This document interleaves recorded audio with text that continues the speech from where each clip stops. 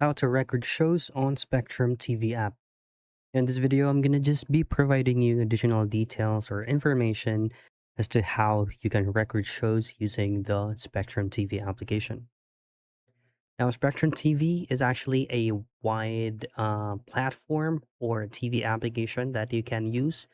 And then there are also a lot of compatible devices that you can go by using the app. So you can download it via the App Store, Google Play for your Android devices, for Roku TVs, Samsung.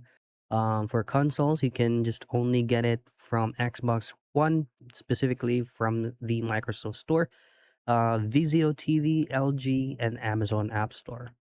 However, not all of these specific compatible devices has a built-in recording feature or recording device.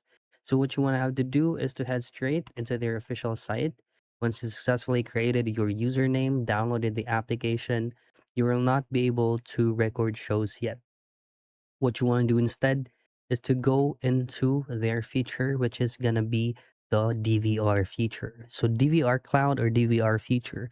Once you have obtained this or added this specific feature onto your subscription, you will automatically be provided with a button of recording shows, but that's going to be a limited for the storage that you have from the subscription that you purchase.